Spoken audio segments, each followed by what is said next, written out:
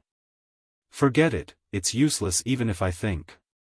Everything will be alright. He switched off the computer and climbed on the bed to sleep. He slept without a dream till the morning.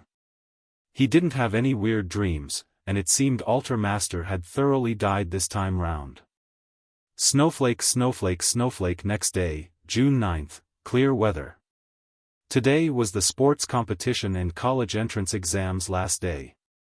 After today, the suffering high schoolers would be released from the hell of college entrance exams, and afterwards, they who were in high spirits would enter another hell called waiting for results, and continue enjoying suffering from all kinds of tormenting. Let's go and sign up, Shuhang. Early in the morning, Tubo returned to the dorms and shouted to Shuhang. Oh right, he had made an appointment with Tubo yesterday to register for driving lessons. There was a vehicle administration sub-bureau in Zhongyang College Town to specially cater services for students taking their driver's license. There weren't many people that came early in the morning to sign up. Shuhang and Tubo first came to line up at the front counter and then filled in their forms to register at the vehicle administration booth. Afterwards, they went to test their eyesight, hearing, and undergo a physical examination. Afterwards, they went to take a few profile pictures before returning to the front counter to make payment and retrieve their materials.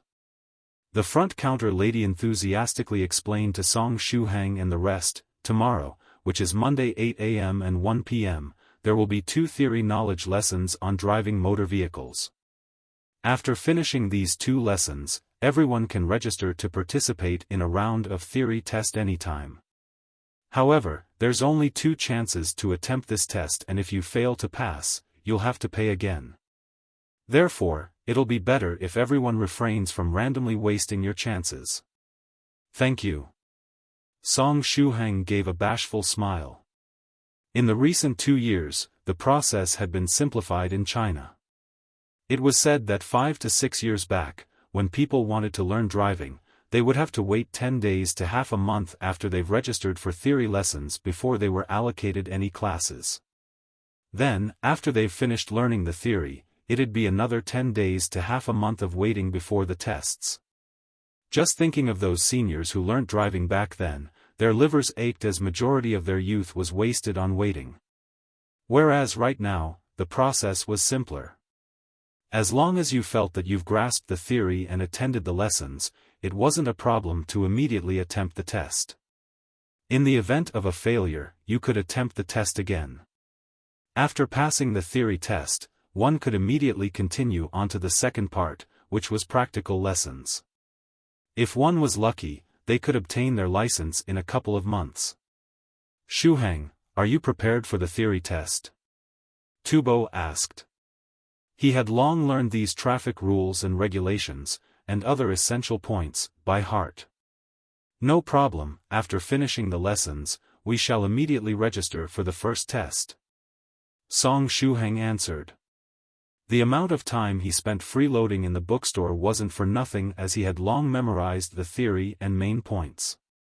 Sure, after passing the theory test, we can straight away register for practical lessons and strive to obtain the license as soon as possible. Tubo rubbed his hands together. These few days, I'll ask around in school which instructor would be the best. We shall choose him when the time comes. Isn't instructor randomly allocated? Song Shuhang asked. Of course he's arranged randomly. Rest assured and leave it to me, Tubo laughed cheekily. All right. Song Shuhang laughed. Hm.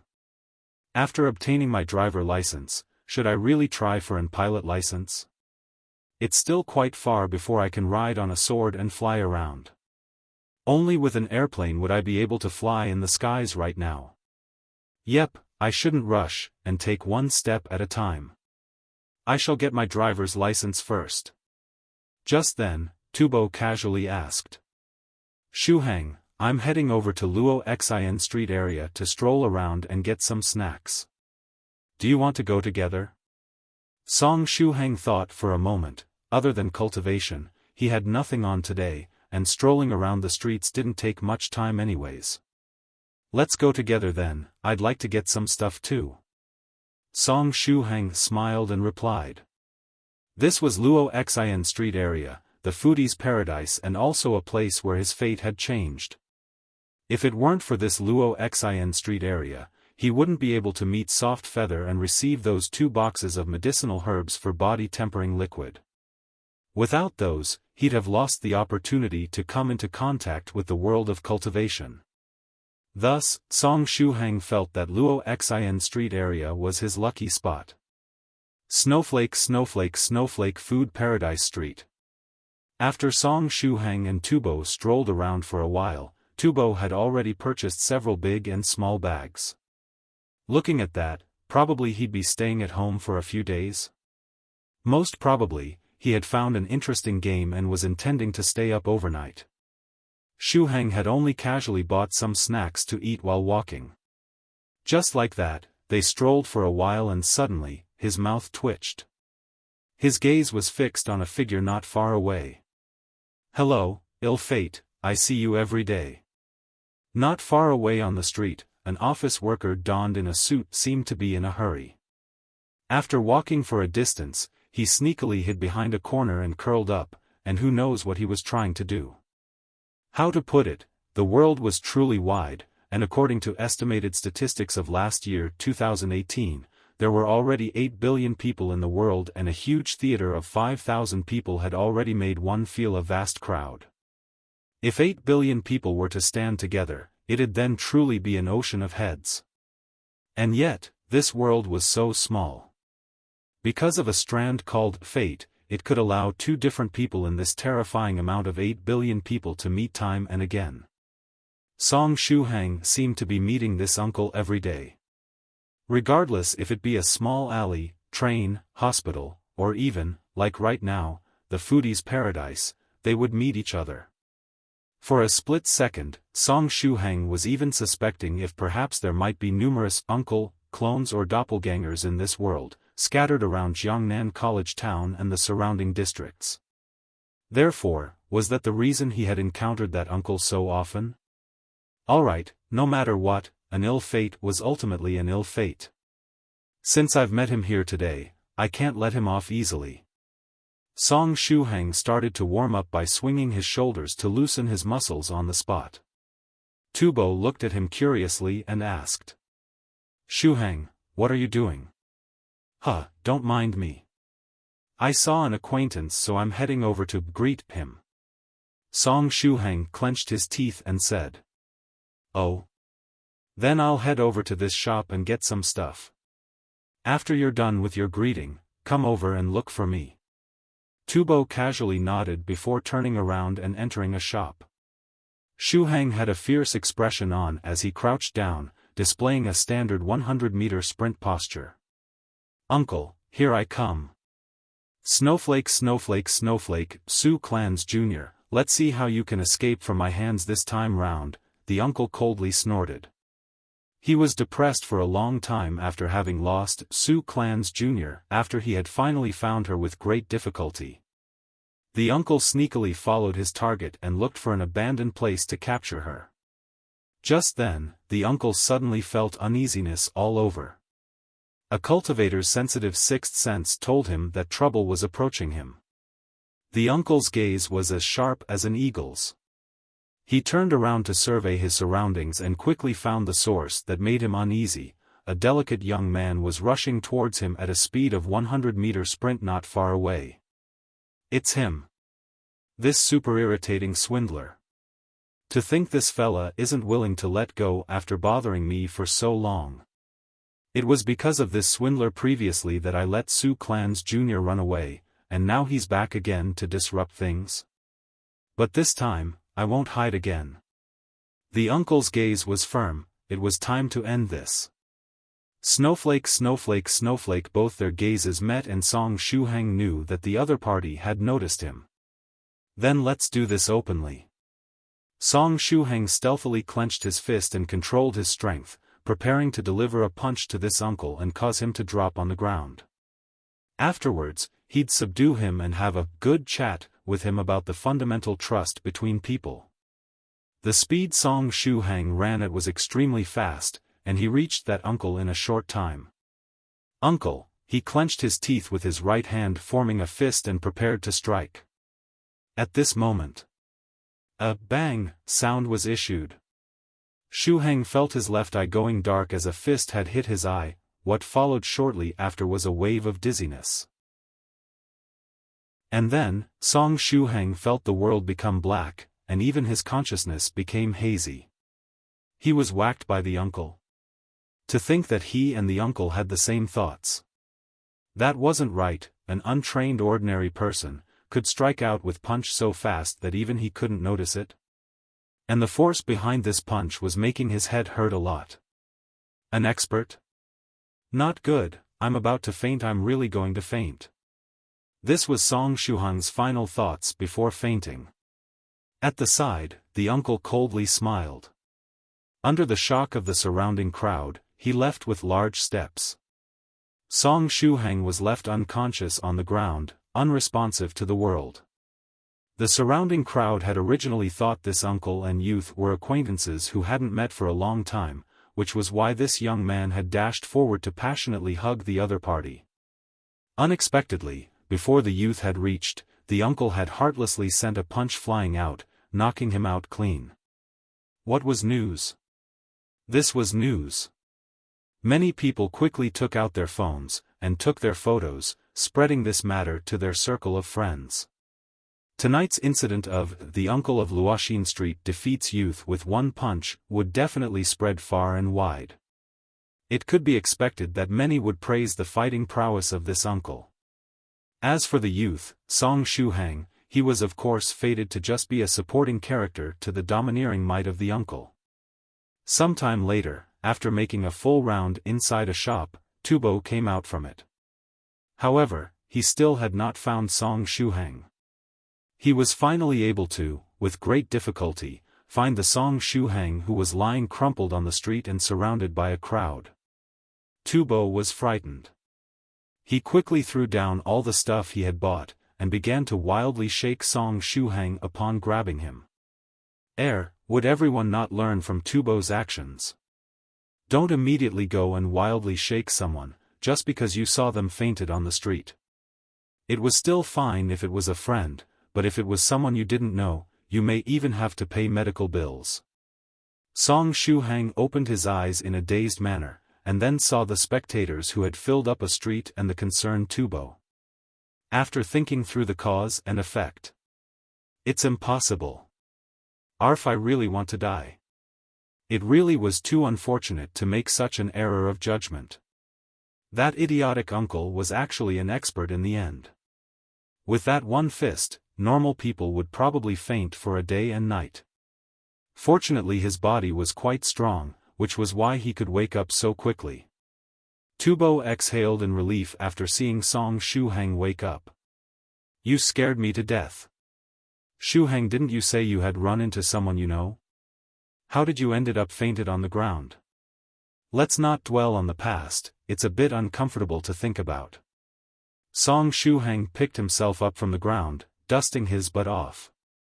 The gazes of the surrounding crowd were filled with curiosity, like they were waiting for an explanation on what had happened from Song Shuhang. The Song Shuhang as of now really wanted to say to the surrounding spectators, the crowd who was taking pictures, sorry, we're filming a show now. It was a pity his skin wasn't thick enough to say out this kind of blatant lie. We'll talk as we go. He pulled Tubo out of the crowd, bringing along the large amount of snacks that Tubo had bought. On the way, Tubo still had some worry. What exactly happened? Do we need to go your big sister Zhou Yaya for a checkup? No need, there's definitely no need. Song Shuhang hurriedly put a stop to this.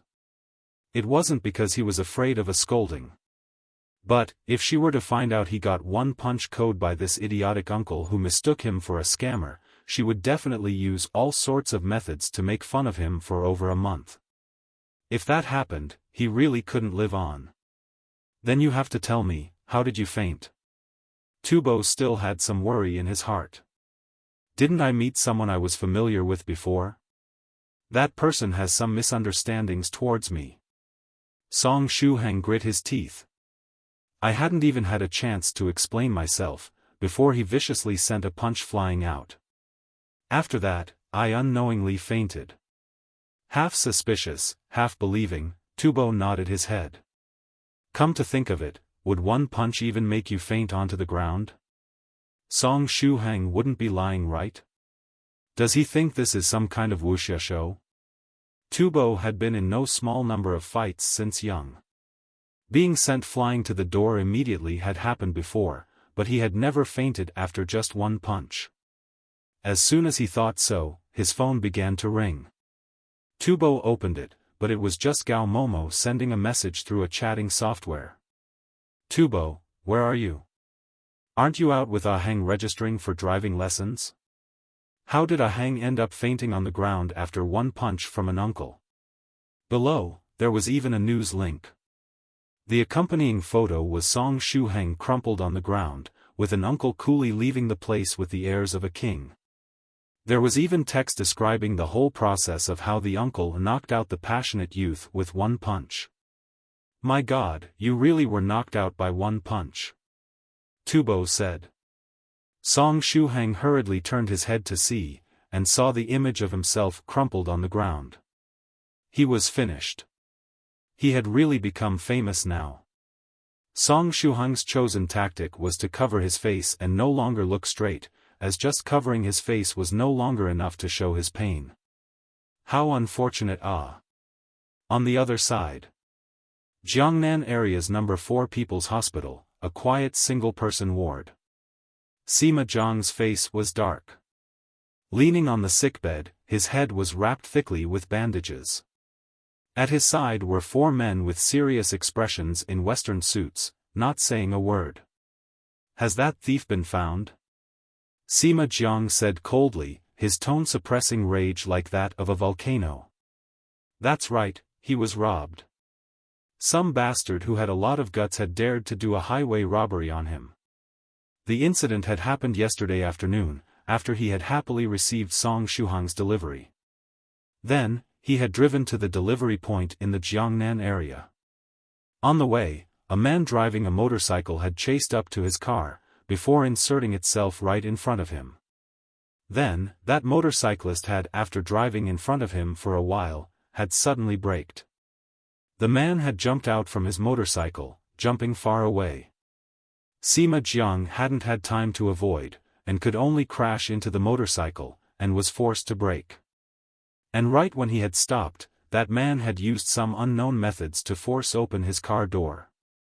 A stick in hand, the man had used the stick to whack him on the head, causing him to faint. Then, that man had snatched away the sole delivery on his car. This matter, Sima Jiang was still too embarrassed to call Song Shuhang and tell him about it. Confidently saying that he would deliver the package to the customer, and in the end getting robbed immediately after stepping out, his face had really been slapped completely. Before catching that damnable bastard who robbed him, how could he make an account to Song Shuhang? No matter what that delivery had inside, and no matter whether that motorcyclist had already harbored bad intentions on this delivery package, or had just happened to want to rob a delivery car, then happened to take the package. Anyways, as he was the one who lost it, he needed to get it back. Yes, we've already found the other party. A man in a Western suit said deeply. In this technological age, it wasn't that hard to find someone if you truly wanted to. This culprit, had he really thought that just because there wasn't any cameras around there wouldn't be any way see his robbery? Too naive.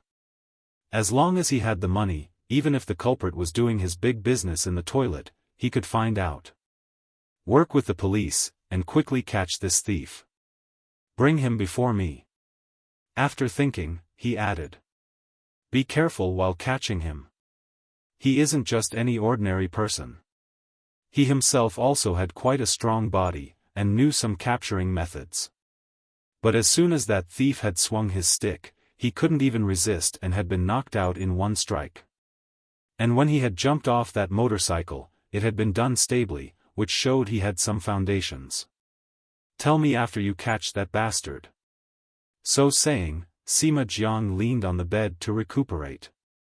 After catching those robbers, then I'll make a call to Song Shuhang. TL note, Hi, I'm Wei, the new translator for CCG. Recently, CCG was dropped by its previous translators, and I've decided to pick it up. I've already told the previous translators, and they've given me the go-ahead. My plan for CCG is to continue on from the chapters they stopped. I do want to retranslate previous chapters to standardize terms and the like. However, this is a low-priority thing that will only happen in the not-so-near future, as most people probably want newer chapters instead of a few months where I play catch-up. And anyways, my personal view is that CCG was only an above-average novel for the first 150 or so chapters. It was only after that it became one of my favorite novels. So, my priority will be getting ahead to those more enjoyable and funny parts. If you already thought CCG was good, then trust me, it gets way better, when the plot and cultivation really begins to start, and several of my favorite and as of yet unintroduced characters start to appear. Those things really made it jump up in my personal rankings.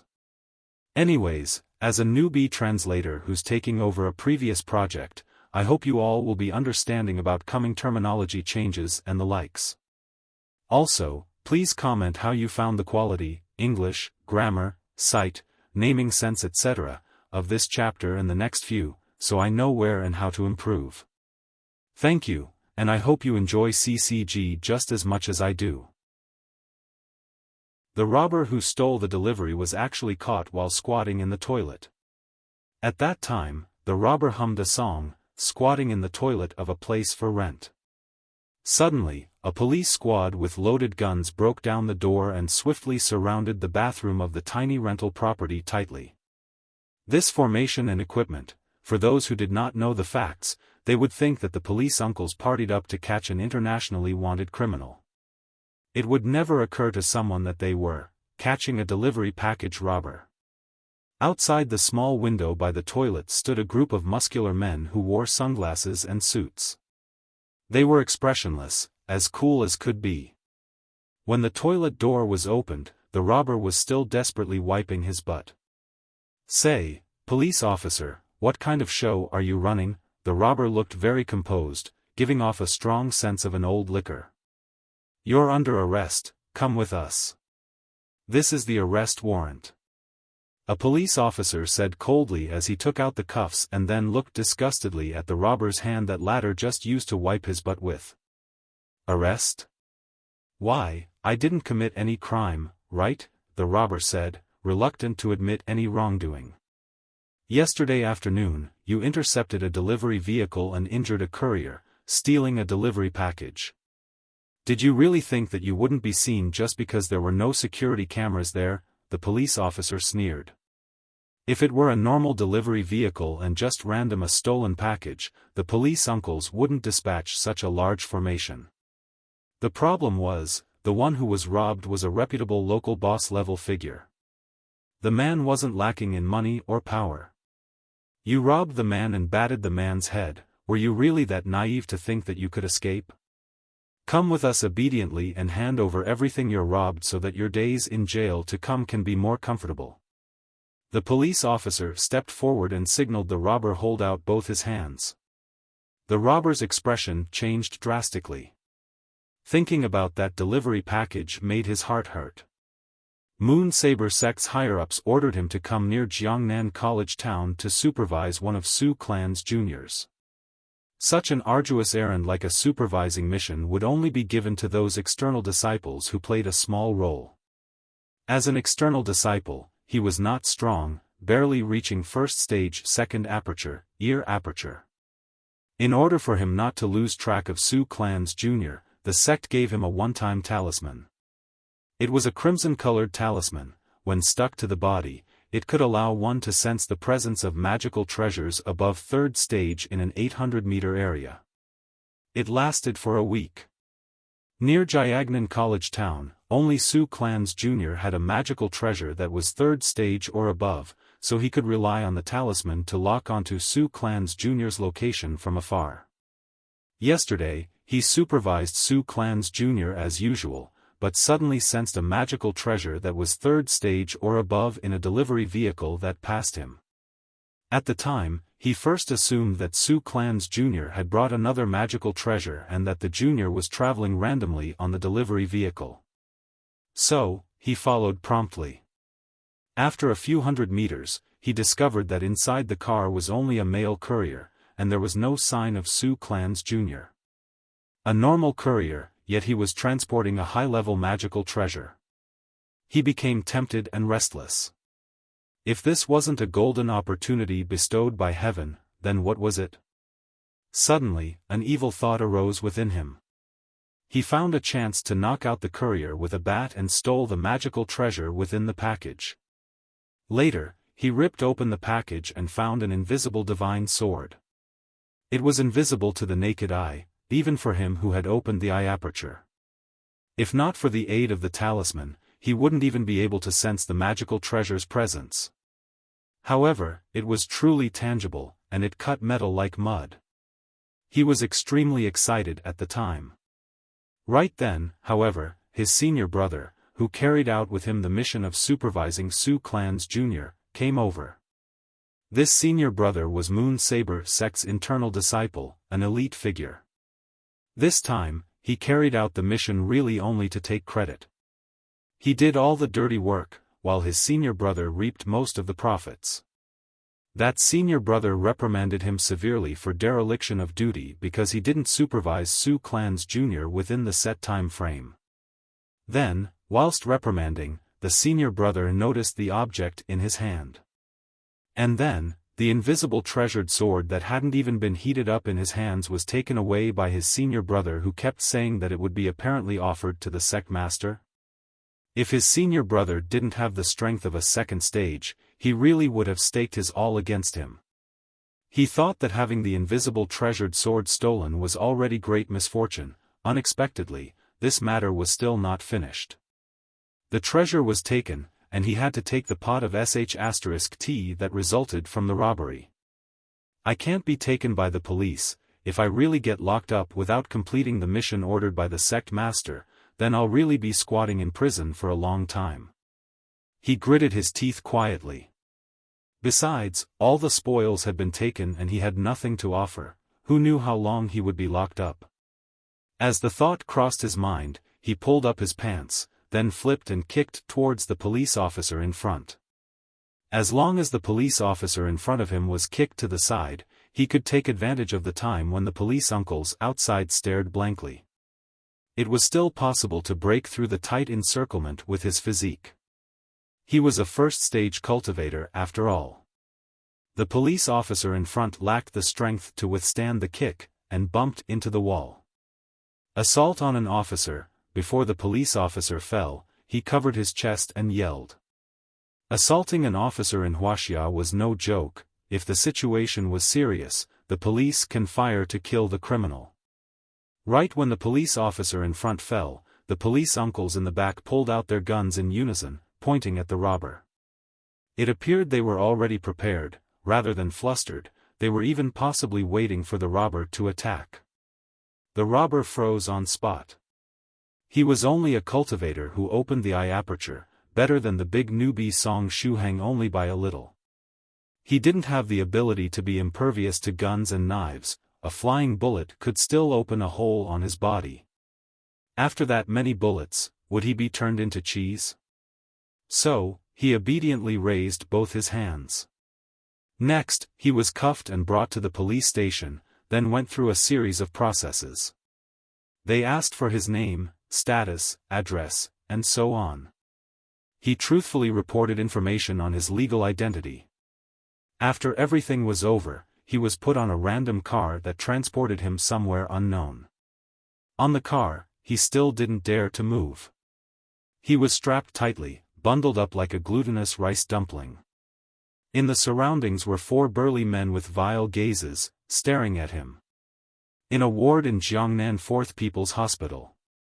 A man who wore glasses and a suit picked up the phone, then turned to Sima Jiang who was on the hospital bed. Mr. Sima, the robber has been caught and went through all the necessary processes. He's headed here now. Sima Jiang, who had his eyes closed to rest his mind, opened his eyes and nodded. Keep close watch on the way, you mustn't let him escape. We already secretly tampered with his body. If he dares to run, his legs will be broken. The man in a suit pushed his glasses and said dully. Good then, I'll first make a call to, you all wait outside. When the guy is transported here, come in to tell me. Sima Jiang said in a deep voice. Yes. The people in the ward cleaned up some things and left one after another. Sima Jiang took out his phone and organized the words in his mind, then called Song Shuhang's number. In Medicine Master's 5th-floor home. Hello? Little Jiang? Is something the matter? Song Shuhang said dejectedly. He looked miserable as he charged the 3 stars fire controlling fan. Student Shuhang. Talking about it is a bit embarrassing, but I have something to tell you. Sima Jiang continued, yesterday, I was knocked out, and robbed. Just when Song Shuhang came back from Luo Xin Street area after separating with Tubo, he came to Medicine Master's place to train to take advantage of his free time. Afterwards, he received Sima Jiang's phone call. What? Where was it stolen? Song Shuhang subconsciously asked.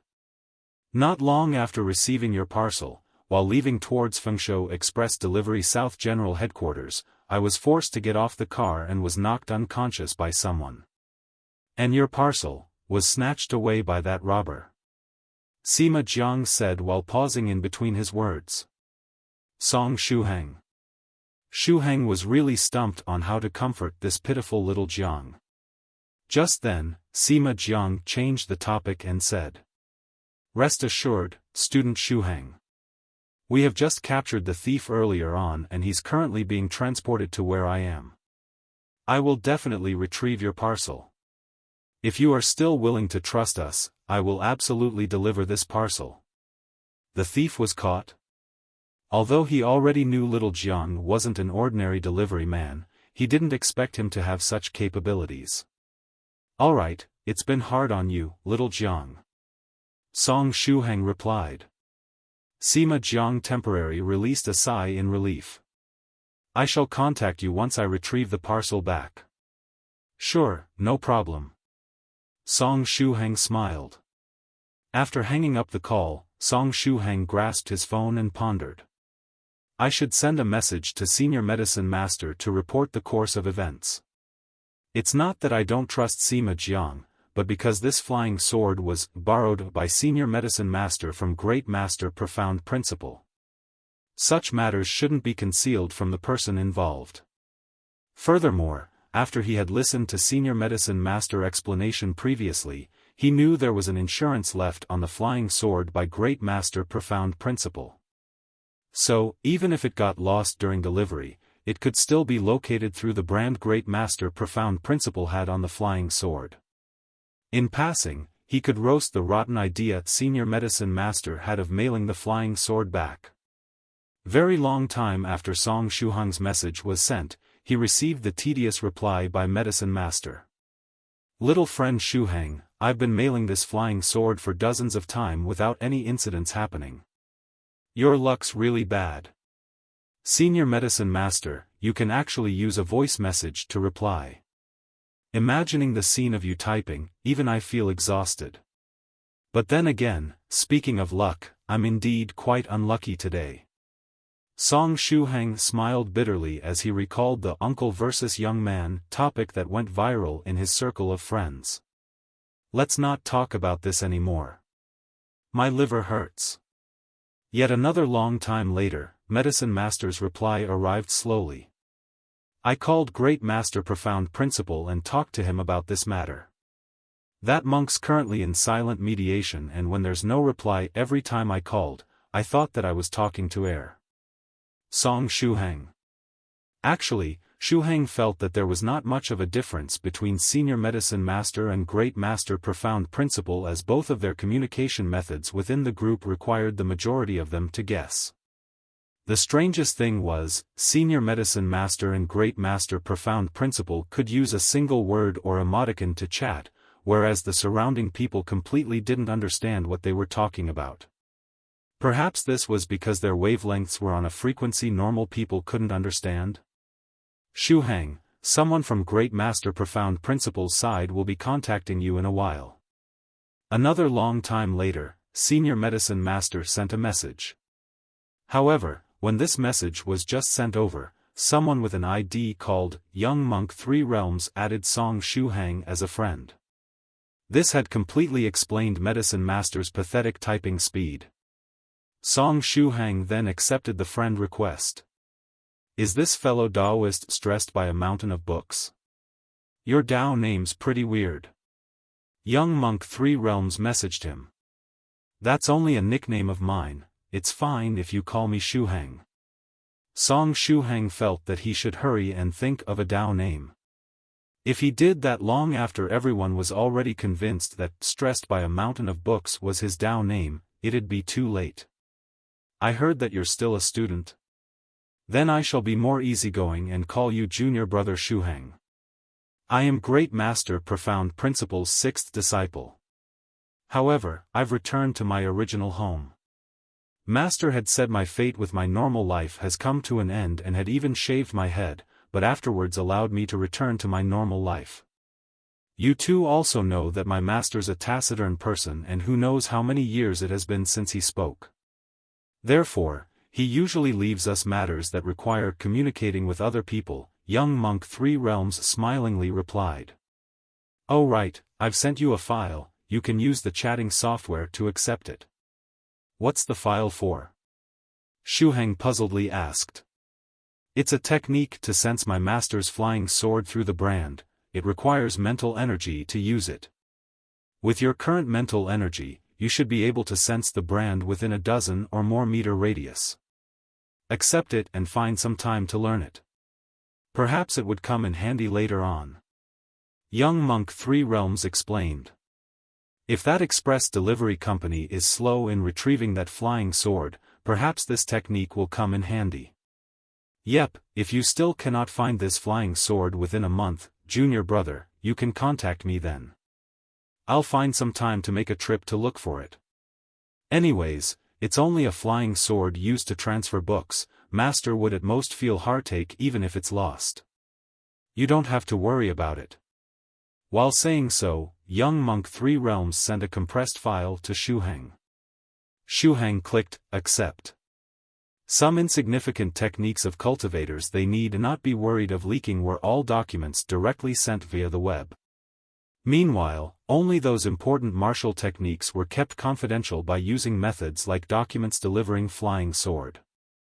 The compressed document wasn't huge and could be directly accepted using his phone. Not even 10 seconds passed before it was transferred. After decompressing, 3 documents appeared in Song Shuhang's phone. Spirit branding technique, brand induction technique, temporary sword controlling technique. Why are there so many documents? Song Shuhang was somewhat confused, but he still replied to young monk 3 realms. Received it. Can you confirm if it's brand induction technique that got sent? I have too many compressed documents in my computer. Young monk's 3 realms asked. Yep, there's the brand induction technique. Song Shuhang confirmed and typed something else. But there's also spirit branding technique and, before he finished typing, young monk's 3 realms had already rapidly replied. Alright, then there's no problem. Practice it when you have time, you can't say for sure, perhaps it'll come in handy. Contact me if you have news on the flying sword. I usually come online at a few days intervals. After finishing, young monk 3 realm rapidly went offline. And temporary sword controlling technique. When Song Shuhang had just finished typing, young monk 3 realms had already gone offline, while he could only smile bitterly. Why was this senior brother 3 realms so energetic? He could only send this last sentence to young monk 3 realms who went offline. Afterwards, he opened these 3 documents and took a look. Spirit branding technique. According to the description in the document, it was invented by a senior with goldfish memory. The attribute of having bad memory was common amongst mortals, but it was an absolutely rare case amongst cultivators. That was because cultivators' brain areas were all strengthened and basically everyone had superhuman memory capability. Whereas whenever this senior threw something casually, he would frequently be unable to remember where was it thrown to, and seeking it would require long periods of time. After getting angry, he had invented this spirit branding technique and branded this technique on all his important items. Brand induction technique was a matching technique with it. Thus, regardless of where he threw his things, he could find them back as long as he tried sensing it. It was really convenient. Afterwards, this spirit branding technique was provided by this senior free of charge to the cultivation world's comrades to carry forward. Gradually, it formed the current era's spirit branding technique series. It was just like Great Master Profound Principle's flying sword was matched with a unique sensing magical treasure, and regardless of where this sword was hidden in the world, one would easily find it. These 2 mental energy techniques were a set, so he could still understand if senior brother 3 realms had sent it together. But, what was up with the temporary sword controlling technique? He was aware of sword controlling techniques as it should be a technique similar to documents delivering flying sword and riding or controlling a flying sword. However, his question was, could it be that sword controlling techniques were divided into permanent and temporary ones? With an inquisitive mood, Song Shuhang opened this document. Even if it was temporary, it was still a sword controlling technique. Song Shuhang happily opened the last folder, and soon closed it with a look of disappointment. This set of temporary remote sword art was a failed product from a time where Great Master Tongshuan had attempted to lower the rank requirements for arts to remotely control swords. Later on, the Great Master had altered a bit more, to give disciples the ability to experience remote sword arts earlier. First, Great Master Tongxian would put a special formation into a flying sword, thus storing some of his own energy into the flying sword. Then, lower-ranked disciples could use a set of activation passwords, incantations or hand seals to temporarily use and experience the wonder of remote sword arts. But the amount of spiritual energy stored inside was limited, and this, temporary remote sword art, could not last for long. So it was then called, Temporary Remote Sword Art Experimental Edition. This set of remote sword art was really too temporary, and it wouldn't be useful for Song Shuhang even if he learnt it. He just read it from start to finish once, before closing the folder. The greater the hope, the greater the disappointment. I already promised to treat Yongda, Tubo and the rest of them 10 fragrances fish head tonight. There's still 6 or 7 hours left. I can get in a few rounds of cultivation in. Time is money. If you don't work hard during your youth, all you can do when you are old is regret. For some reason, when starting this round of training of the Vajra foundational fist technique, that idiotic uncle's face kept appearing in front of Song Shuhang's eyes. So he struck out with more effort for every fist. When the final set of punches were over, the amount of qi and blood generated seemed to be greater. Jiangnan No. 4 People's Hospital, a sick ward. Sima Jiang stood up from the sickbed, and lit a cigarette while gazing out of the window.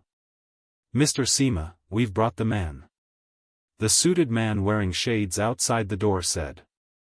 Sima Jiang grit his teeth. Bring him in. The door was opened, and a bunch of muscular men brought the heavily trussed-up thief into the ward. Sima Jiang turned his head coldly glaring at the thief. Idiot, remember me? The thief lifted his head to gaze to look at Sima Jiang, suddenly mischievously laughing. I remember. Before, facing so many guns, his strength had been insufficient and he could only admit defeat. But now, this small ward and the bodyguards outside couldn't block him. To defeat the enemy, first capture the king. As long as he could capture the handsome uncle in front of him, he could use him as a hostage to escape. As for the ropes binding him, how could it actually bind and stop him? All that could be seen was the thief slightly struggling, and the ropes on him coming off. With a flash of his body, his entire body shot out like an arrow toward Sima Jiang with terrifying speed. His right hand became a claw, striking toward Sima Jiang's throat, attempting to capture and make him a hostage. However, upon seeing the thief escaping his bonds, not a single trace of fear appeared in Sima Jiang's eyes. At the door to the ward, that suited man pushed up his glasses. His right hand lightly pressed a remote control button. Bang! Bang! 2 barely heard blasts sounded out. The eyes of thief who was in midair widened, and his knee was directly broken, blood flowing continuously. These were the underhanded preparations Sima Jiang's underlings had done beforehand. Not only could it stop the thief from escaping, it could prevent any accidents. Sounds like those of a pig being slaughtered sounded out, and the thief fell down from the air, rolling on the ground in pain. Sima Jiang nodded his head to give a signal, and 2 men who looked like doctors went forward, who calmly gave injections and began to dress the wound. After a long while, the thief was silently leaning on the wall, staring blankly into space. His legs, broken? It was over. Everything was over.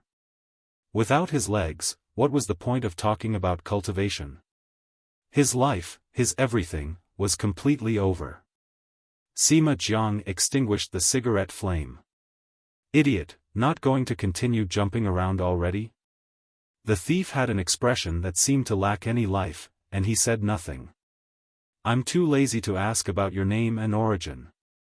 I just want to ask, the package you stole from my hands, where is it now?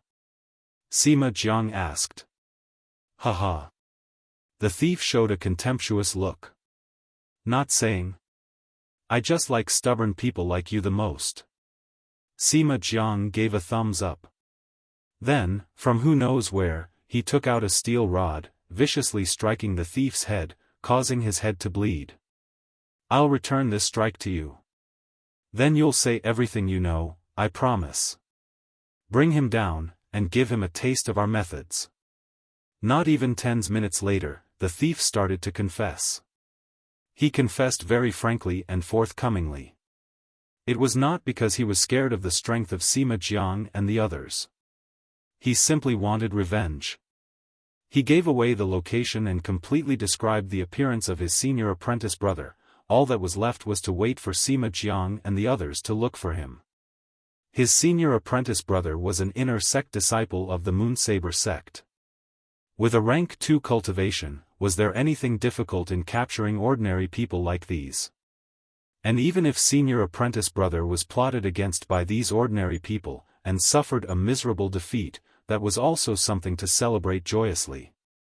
That bastard, stealing that godly invisible sword of his, and even fakely saying he would gift it to sect leader. If he didn't lack the strength, he would have fought him to the death long ago. Sima Zhang's side and his senior apprentice brother were all targets of his hatred. The two sides biting at each other like dogs was something he would be happy to see. Both sides suffering mutual injuries couldn't be any better. Naturally, he wouldn't be stupid to the point where he would tell them the identity and high fighting prowess of his senior apprentice brother. He only said that it was an accomplice staying with him, and that the delivery and everything else was with him. Sima Zhang lit up a fresh cigarette, and viciously inhaled. I hope that everything you said is the truth.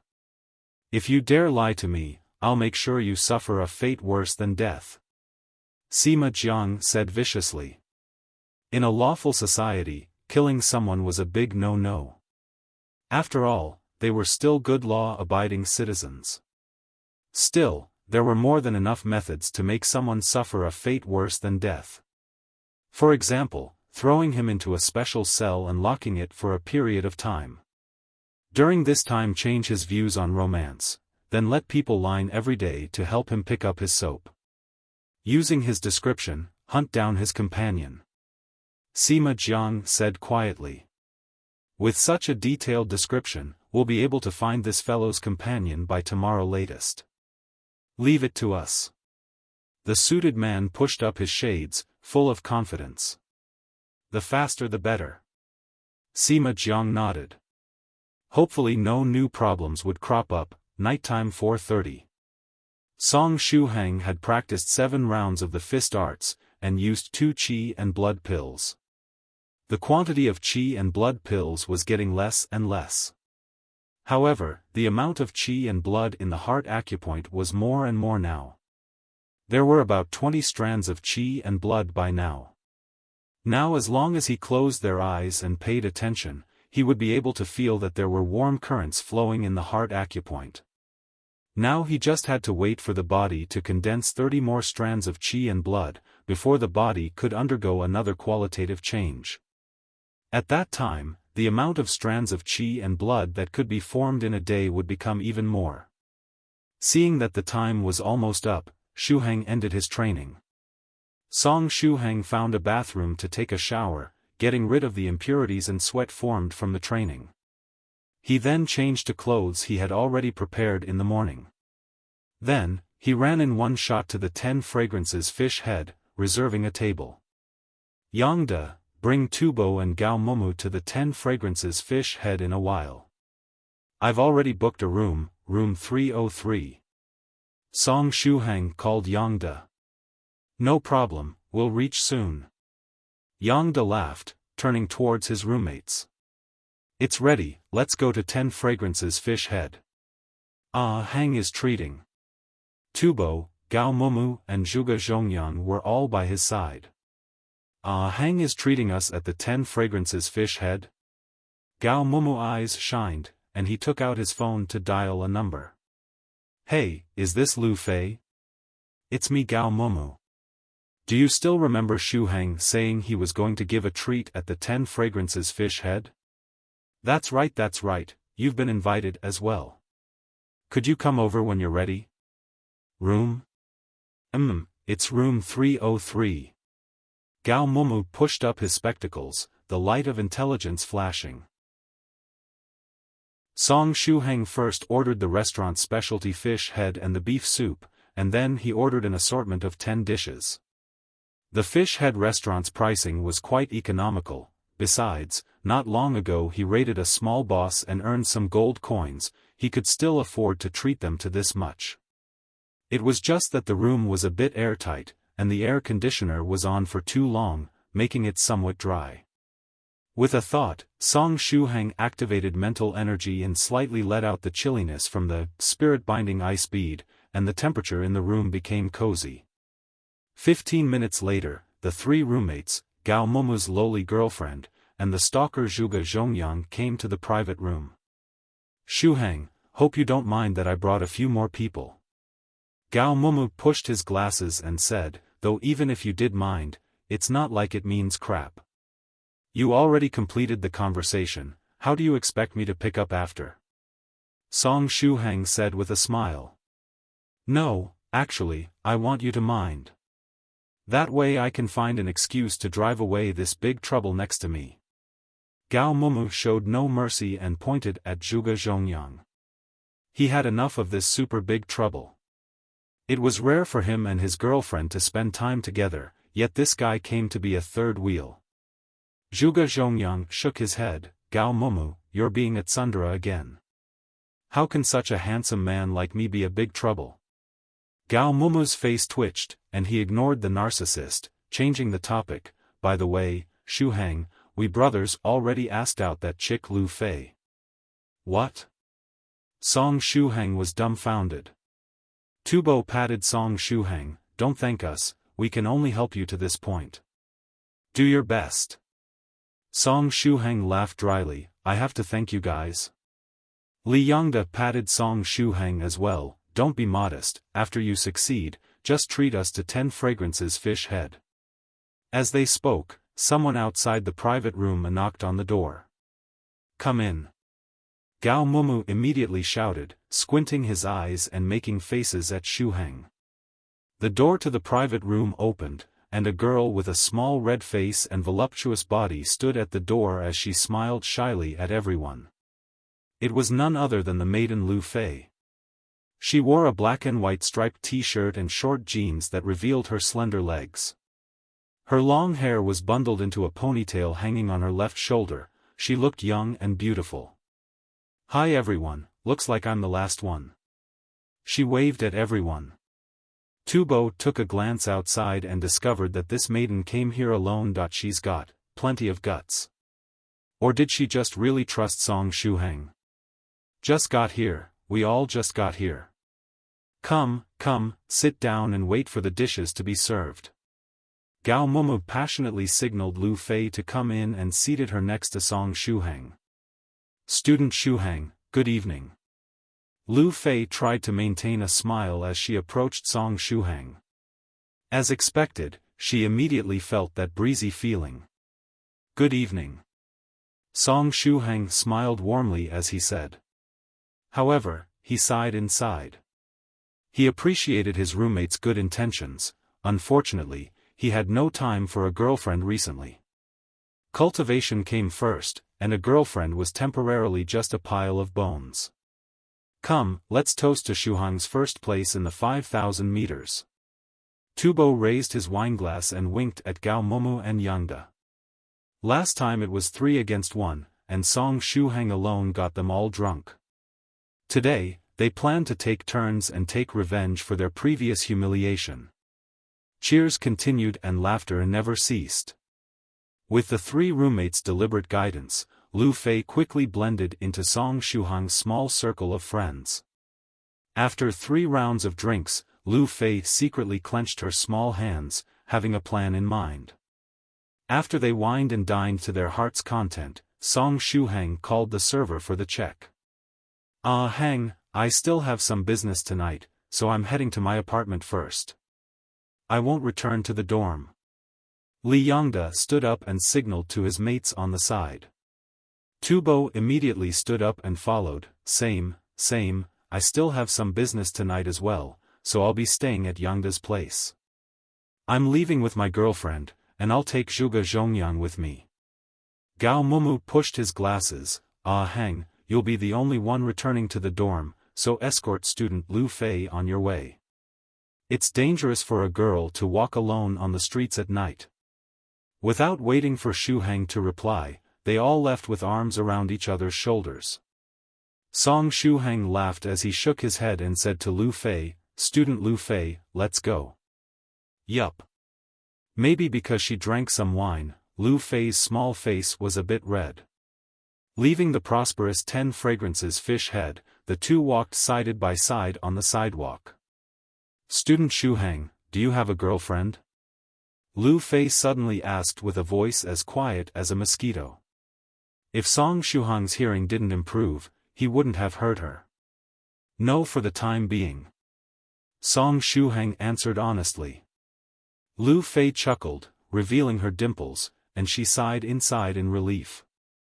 After the two walked another stretch of road, Lu Fei mustered up courage. Student Shuhang, how about, we try to date?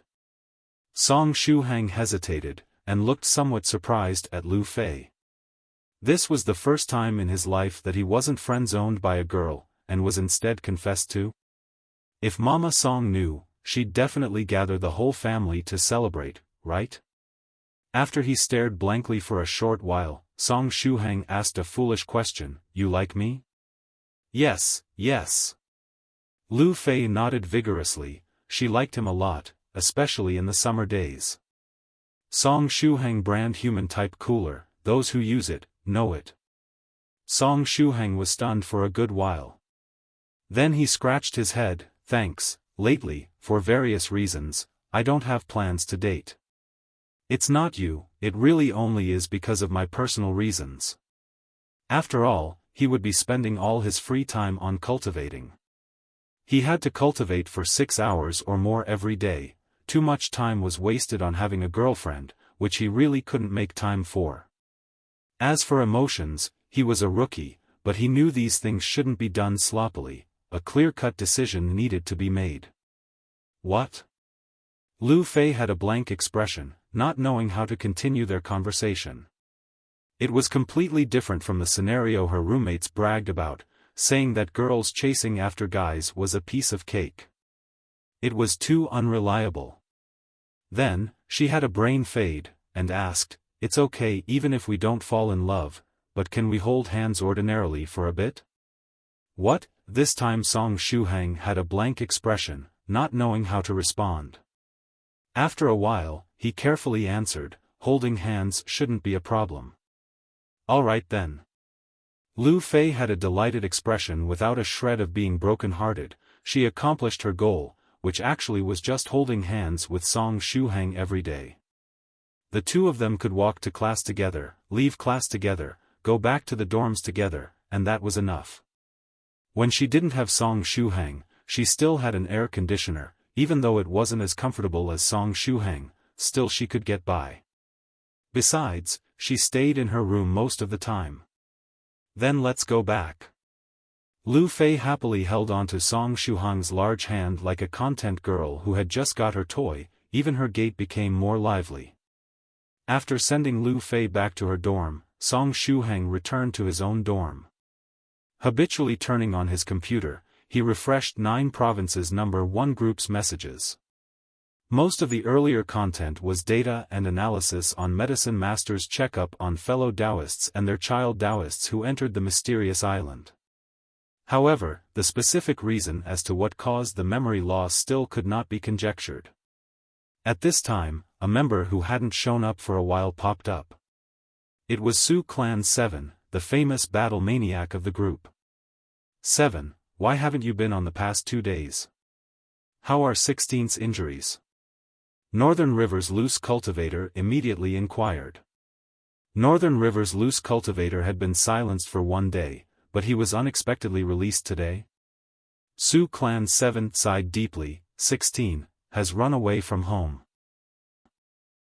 Isn't 16 injured? Northern River's loose cultivator found it suspicious. Su Clan 7 sighed, I went out for a distant journey these days as I was searching for ways to treat 16's injuries. In the end, when I came back to Su Clan's base today, I got to know that 16's missing. Some people within the clan said that after I left that day, 16 ran immediately after. Northern River's loose cultivator frowned. She ran? There's so many people in Su Clan, don't tell me you can't look after an injured 16? Su Clan 7 somewhat embarrassingly replied. 16 left via a secret tunnel that I left behind previously when I left home. Also, when they found out 16 was missing, no one knew where had she ran to. We've been searching for her several days and couldn't find her. You're unable to find an injured 16 with so many people? Northern River's loose cultivator was somewhat unable to believe it. Su Clan 7 sighed again. When he went back to Su clan, he had ruthlessly bashed 4 bastard clan members. However, as he couldn't reveal his family scandal, he was unable to explain more. Northern River's loose cultivator no longer questioned Su clan and its internal problems. Do you have news on 16 right now? Yep, I have left an imprint on a magical treasure carried on 16's body. Although it isn't as accurate as spirit brand technique, I can approximately sense that she's somewhere around Zhongyang district, Su Clan 7 replied. As this was 16's magical treasure, leaving a spirit branding would affect the owner's usage, so he only left behind an inferior imprint. However, this sort of inferior imprint could only be vaguely detected. The magical treasures 16 had personally spirit branded were left behind in the base. After all, 16 had escaped secretly, so how could she have brought such items that would expose her location? Subsequently, Su Clan 7 spoke again. I'll be setting out tonight to bring back 16 as soon as possible. Also, I would like to ask the fellow Taoists within the group if anyone's in the vicinity of Zhongyang district, help me look for 16. I'll greatly appreciate it. This was the main reason he came online. When Song Shuhang read till here, he was shocked. Su Clan 16 had also run over to Zhongyang district.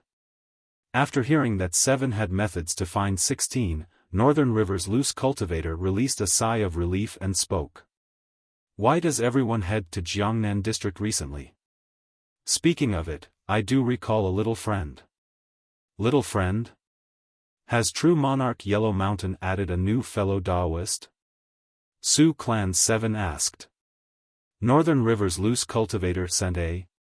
And smilingly replied. Do you remember, stressed by a mountain of books? Oh, the person True Monarch Yellow Mountain had added by mistake? Su Clan 7 immediately answered. After all, such an exotic Dao name was hard to forget. He's our little fellow Taoist right now and the process was quite interesting. I'll chat with you when you have time.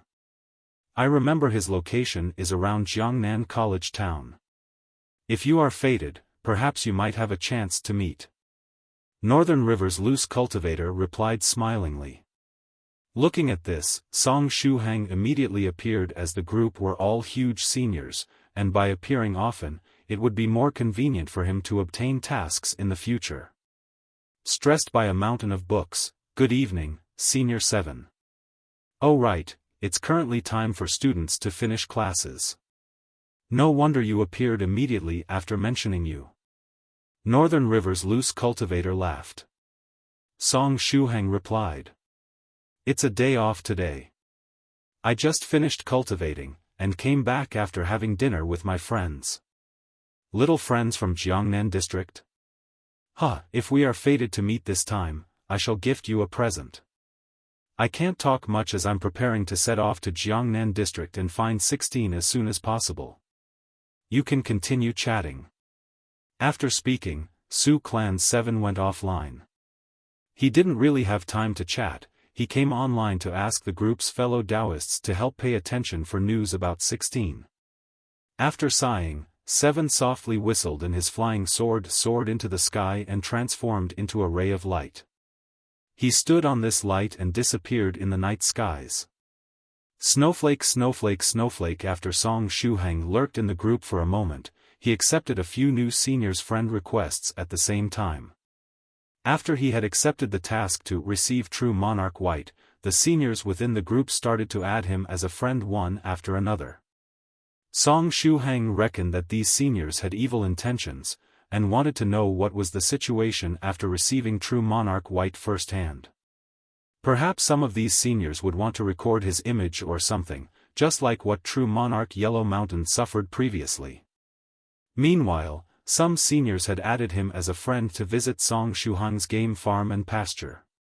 He didn't expect that the farming game would allow him to get acquainted with these seniors. Before he went to sleep, he clicked open his space in passing, preparing to enter his farm. When he opened the space, he saw an image his good friend, Senior Thrice Reckless Mad Saber, sent. The background was an ocean as far as the eye could see, with a gigantic whale appearing out of the water. Afterwards, a handsome guy with a bad guy's smile floated into the air with a ray of light formed by a curved sword below his feet that stably supported his figure. The East China Sea scenery is very beautiful. Looking more at ocean will let one feel more broaden their horizons. Below were likes by Northern River's Loose Cultivator, True Monarch Yellow Mountain, Immortal Master Copper Trigram, Wandering Monk Profound Principle, and a string of other seniors. Northern River's Loose Cultivator, I thought you would post an image of East China Sea, but didn't expect there'd be a fool in midair destroying the scenery. Great Master Profound Principle? Leaf Immortal Fairy, oh, little reckless pectoral muscles are pretty good. No wonder you dare to self-proclaim having wide chest too. 7, pectoral muscles pretty good. +1 Immortal Master Copper Trigram, I'm here to look at a chest. Immortal Master Copper Trigram at True Monarch Yellow Mountain. I know my mistake, please unmute me. 30 days is too long. True Monarch Yellow Mountain, hee hee. Immortal Master Copper Trigram at True Monarch Yellow Mountain. It's unfair, since that Northern River has been unmuted, why am I still restricted? True Monarch Yellow Mountain, hee hee. Thrice Reckless Mad Saber at True Monarch Yellow Mountain. True Monarch, that shady fortune teller absolutely still needs to be restricted for 10 days or half a month more. Can I be unmuted? Also, Northern River, you bastard, who are you saying is a fool? Come, let's duel. True Monarch Yellow Mountain, hee hee hee. Thinking for a moment, Shuhang quietly liked the photo without daring to say anything. Afterwards, he went to tidy up his farm by planting new valuable crops. Then, he shut down the computer and washed up before going to sleep. After Song Shuhang was sound asleep, there was a faintly discernible black dot not far from his bed that was gradually expanding.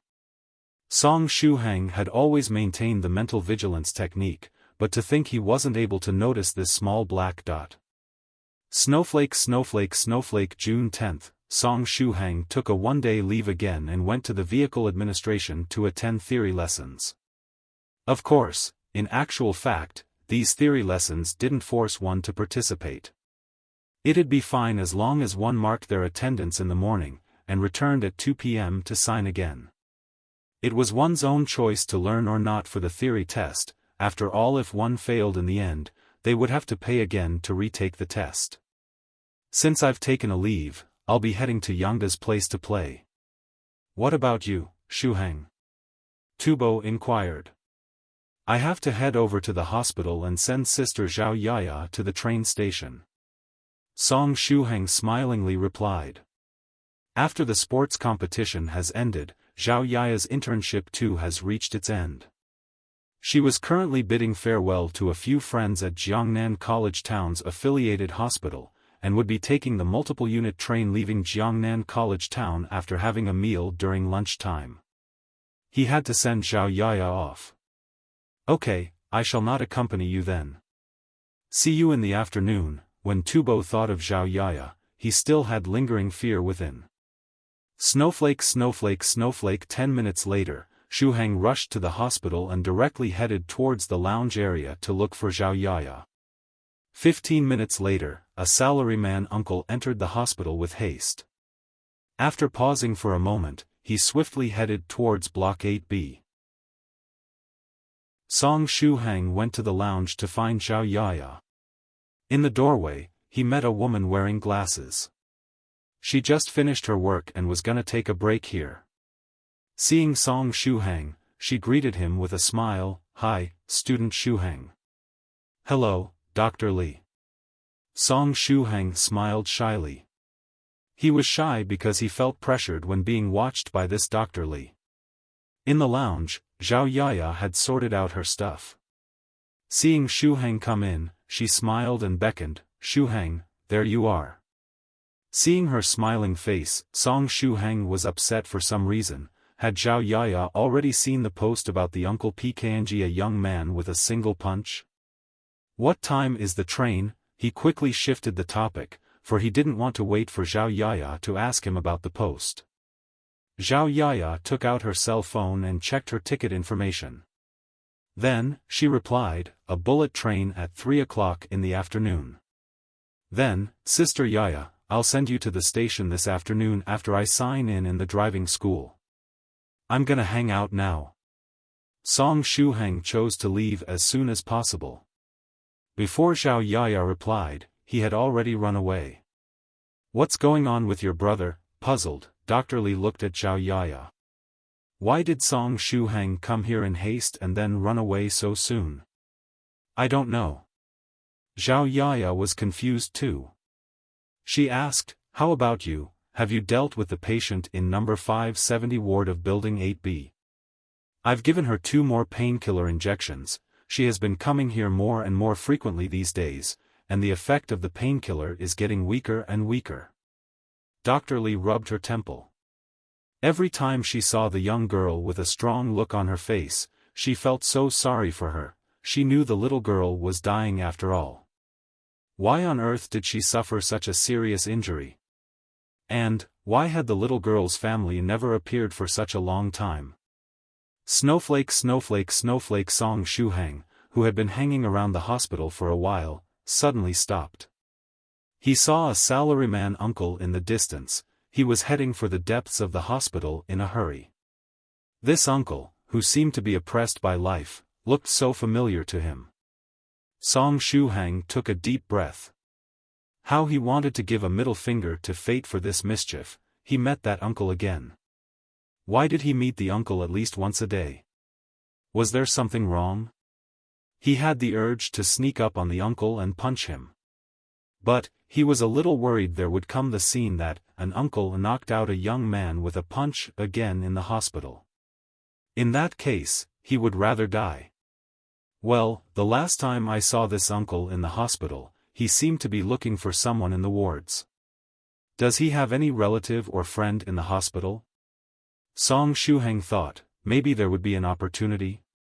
If the uncle really had a family member or a friend hospitalized here, he might be able to explain to the uncle in front of his family member or friend. Even if the uncle was really silly, his family should not be that silly. And then, I shall work out an essay with tens of thousands of words in my mind in advance to educate the uncle and let him understand the importance of basic trust between people. Thinking of the scene that the uncle was sitting on a stool obediently and embarrassedly while he was educating him effusively with saliva splashing all over, Song Shuhang felt quite excited. Therefore, Song Shuhang followed the uncle carefully. The uncle's senses were so keen that he might get caught if he stared at him for too long. So, he had to be careful when tracking him and couldn't even stare at him for too long. Snowflake Snowflake Snowflake The uncle moved fast along the scent of the Sioux Clans Jr.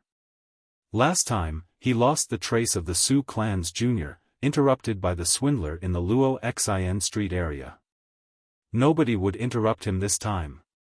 Today, he had to capture the Sioux Clans Jr. alive. Or so the uncle roared in his mind. Today, he was so lucky that he sensed her scent before the Sioux Clans Jr. got the time to conceal it. Following the scent along the way, the uncle finally stopped at the door of number 570 ward of building 8B. It was right here. This time, you have nowhere to hide, Sioux Clans Jr. With moist eyes, the uncle reached for the door of the ward. Just as he reached out with his hand, the door suddenly opened. Was he discovered? The uncle was so startled that he jumped back dramatically. In the ward, a female nurse just opened the door and was suddenly startled by the jumping uncle back. What are you doing? Don't jump around in the hospital. It's dangerous, reproved the little nurse, frowning. I'm sorry. The funny uncle quickly apologized. Be careful. This is a hospital. What if you bumped into a patient just now? The little nurse reproved the uncle again. Satisfied with his remorseful attitude, she turned around and left. The silly uncle secretly heaved a sigh of relief. After the little nurse left, he sneaked back to number 570 ward and pushed the door open. The little nurse just closed the door but didn't lock it. In number 570 ward, a young girl was lying in a hospital bed. She looked quite feeble as she just had a painkiller injection. Got you, the uncle smiled grimly, just like a big gray wolf seeing the little Red Riding Hood. Who are you? The girl looked at the uncle and asked coldly. I finally found you, the junior of Sioux Clan 7. The uncle gnashed his teeth and his face twisted with hatred. Snowflake, snowflake, snowflake, is the uncle's family here? Song Shuhang wondered as he saw the funny uncle push a door and enter a ward. He approached the ward carefully, without entering it after the uncle. He wanted to confirm the relationship between the uncle and the patient in the ward before making a decision. Just then, a clear and cold female voice came from the ward. Do you have a grudge against 7? Sioux Clan 7, he really is a bully, the uncle gnashed his teeth. 6 days ago, he forced his way into our immortal farming sect, stole our most precious treasure, 7 colors wonder fruit, and seriously injured 18 disciples of our sect. Though our immortal farming sect is just a small sect and can't be compared with the Sioux clan, we are not a bunch of spineless cowards who could be easily trampled upon. We'll make you pay for it no matter the cost. 6 days ago, 7 robbed you of your treasure? And wounded the disciples of your sect? Asking in a clear and cold voice, the girl frowned. She knew the reason 7 wanted to get a 7 colors wonder fruit. He probably intended to treat her injury caused by the heavenly tribulation with it. However, she didn't quite believe it when she was told that 7 stole the most precious treasure of a sect and seriously injured the disciples. She sighed faintly, and answered, although I don't think 7 would rob you of your most precious treasure, if he really did it, I will ask 7 to return the treasure to you. And will compensate all the losses of immortal farming sect. How about it? Snowflake, snowflake, snowflake, Sioux Clan 7? Song Shuhang, who was eavesdropping outside the ward, thought the name sounded quite familiar to him. Was the Sioux Clan 7 that the uncle mentioned just now the one in 9 provinces number 1 group? If they were the same person, then who was this woman in the ward? According to what she said, she seemed to be able to influence the actions of Sioux Clan 7? I am so foolish. She must be Sioux Clan 16. Song Shuhang suddenly rubbed his temple.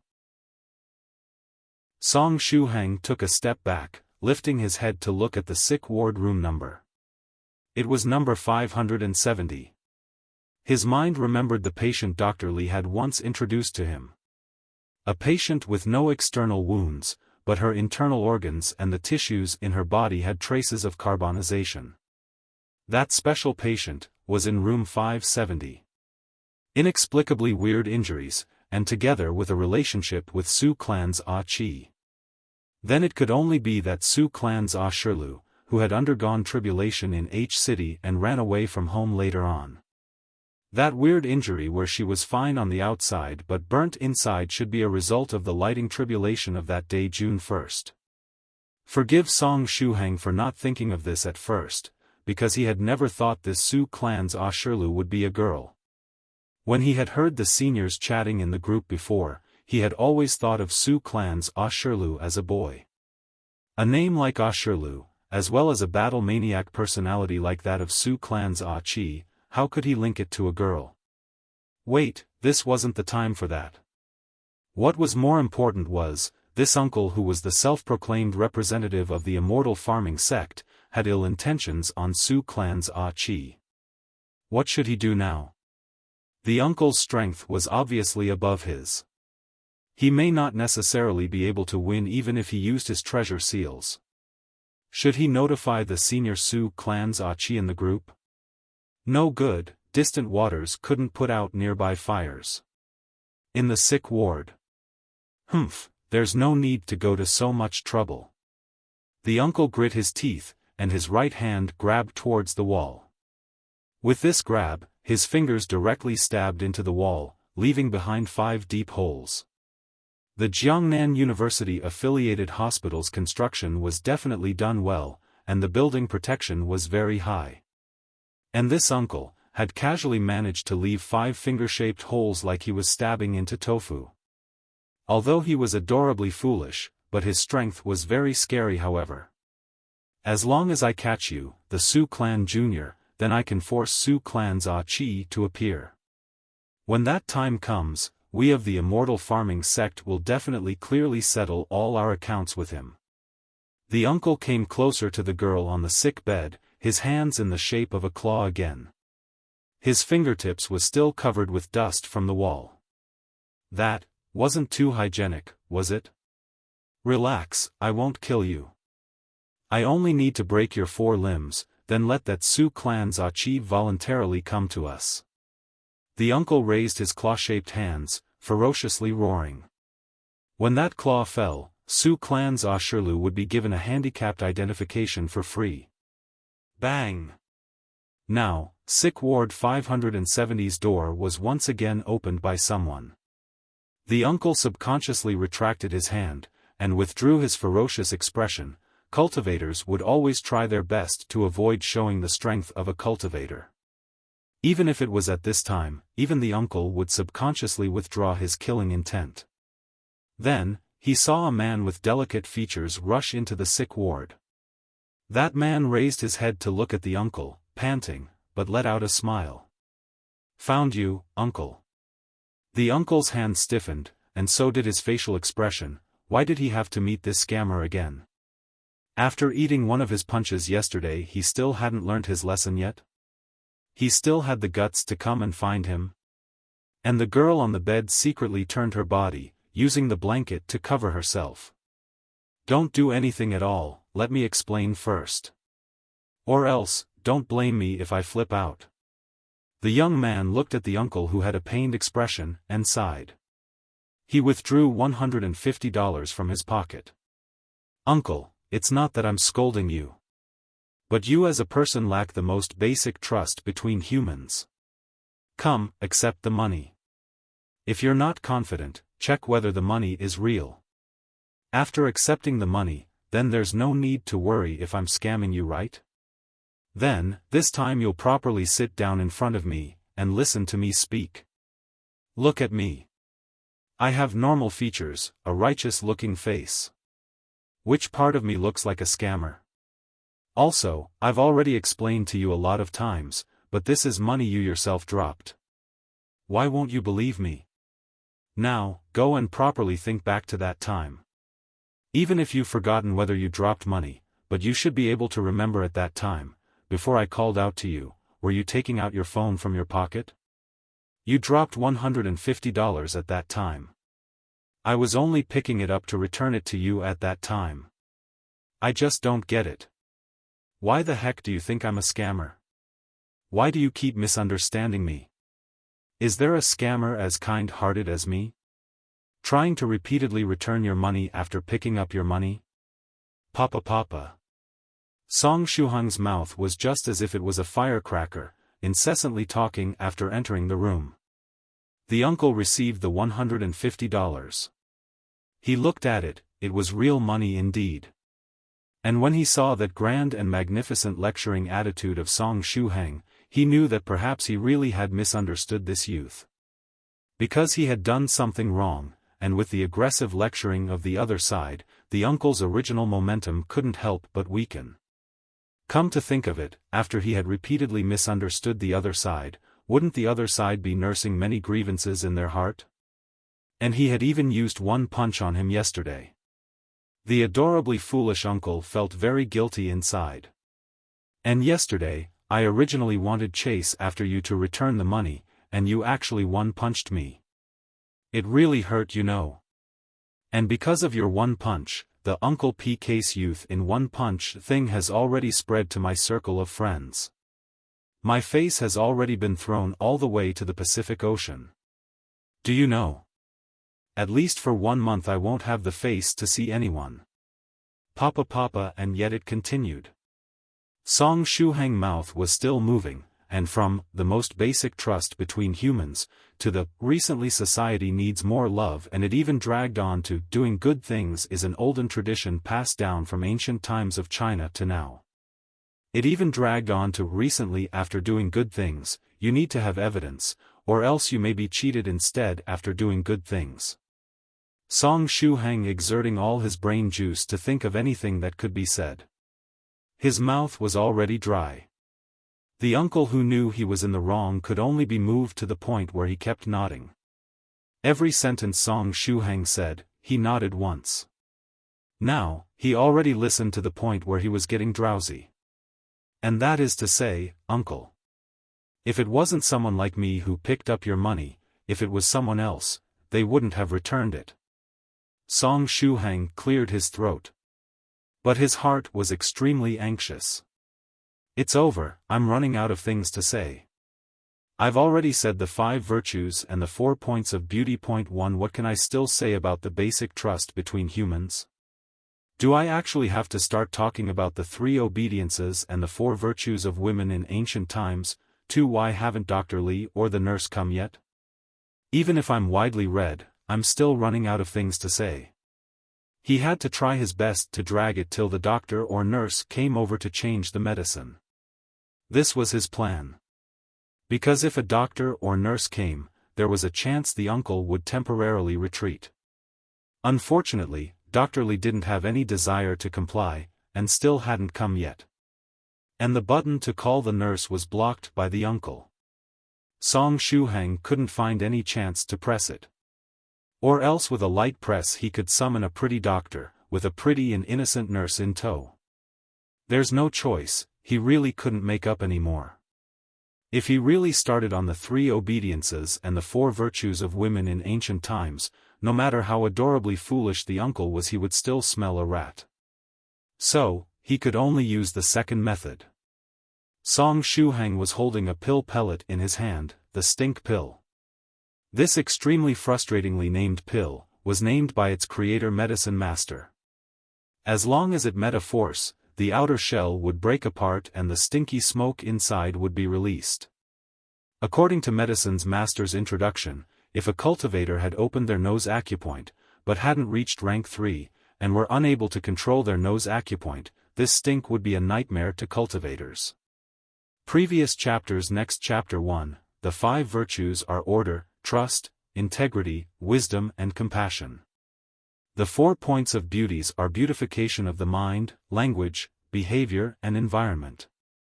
2. In ancient China a woman was required to obey her father before marriage, and her husband during married life and her sons in widowhood. And 4 virtues: fidelity, physical charm, propriety in speech and efficiency in needlework. Chapter 119. It's you.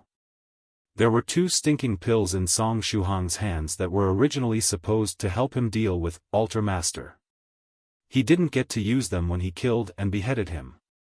He could only hope that this uncle's cultivation had yet to reach 3rd stage, else this stinking pill would be ineffective. At the same time, Song Shuhang's other hand secretly grabbed a piece of armor talisman. He bent his finger and flicked the pill with force. The stinking pill bumped on the floor with its shell splitting open. In that split second, a black, thick smoke shrouded the entire room, and what followed after was the stench of all the stinking odor in the world. Ordinary people would feel acid surging forth from their stomach just by smelling it, and for cultivators who opened their nose aperture, who had 10-fold or even 100-fold more sensitive sense of smell compared to normal people, as long as they smelt just a little, that feeling was simply not going to be great. Woo, what is this? Blurg, the silly uncle fell into Shuhang's trap as expected as he clutched his own throat like a duck that sank by losing its footing. Taking advantage of the opportunity, Song Shuhang ferociously leaped beside the hospital bed as if the soles of his feet were equipped with springs, and grabbed Su Clan 16 along with her blanket with one hand. After using body-tempering liquid and cultivation of his foundation establishment, a normal person's weight was as heavy as a wooden stick in his hands and wouldn't affect his mobility. Shortly after, Song Shuhang did not turn back but rushed towards the door. He originally wanted to escape from the window, as he could avoid brushing past that uncle. But it was the 5th floor, and Song Shuhang knew his limits. It'd be game over if he were to jump from the 5th floor. Therefore, he could only brace himself to leave his back exposed to the uncle in order to escape from the door. Blurg. Blurg. You swindler, this silly uncle wasn't really foolish, it was just that he lacked common sense. When he saw through the thick fog that Song Shuhang was carrying Su Clan's Jr. and escaping, he understood Shuhang's objective. To think that this big swindler adamantly insisted he wasn't a swindler over and over again, and he unexpectedly fell into his trap. *T. The uncle was truly enraged from his heart. When Shuhang carried Su Clan's Jr. and leaped across him, the uncle used force and advanced towards Shuhang to grab him. Stop there. His claw attack could have made 5 holes in the hospital's solid wall, but if it were to hit Shuhang, it would have left 5 tiny holes as a memento for him. Armor. During the crucial time, Song Shuhang unhesitatingly activated the power of Armor Talisman. Spiritual energy rushed forth from the talisman and formed a layer of close-fitting defensive armor surrounding Song Shuhang. This thin layer of armor could withstand a full-power attack from third-grade cultivators and below. Ding! The uncle's full-power cutting mountain claw strike had only produced a strand of sparks on the armor talisman's defense. A strong recoil was even transmitted to him instead, causing his entire body to fling out and crash heavily on the hospital ward's walls. As for Song Shuhang, he borrowed the force behind that uncle's claw strike and shot out of the hospital ward like an arrow. When he had entered the room previously, he deliberately didn't close the door so that he could conveniently escape. The uncle flung his head around and had only managed to climb up with the wall's support after a long time. Not only did the abrupt recoil numb his hands, it made him lose the opportunity to intercept Shuhang. When he got back on his feet, Song Shuhang had long run far away. *T. The uncle howled in fury with his body taking off explosively while chasing along Shuhang's traces. This time, I definitely cannot let that Su Clan's Jr. run. This might be my last opportunity, as Su Clan would never allow this junior to linger outside for such a long period of time. Hey, I've told you before, you cannot run in the hospital's corridor, the nurse that arrived late shouted at the uncle's distant back. The uncle did not have time to pay attention to this nurse and had increased his speed instead, disappearing from her line of sight.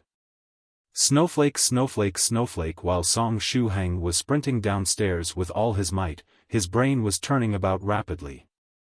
Where should I escape to? He first thought of Senior Medicine Master. His place was undoubtedly the best place to seek shelter.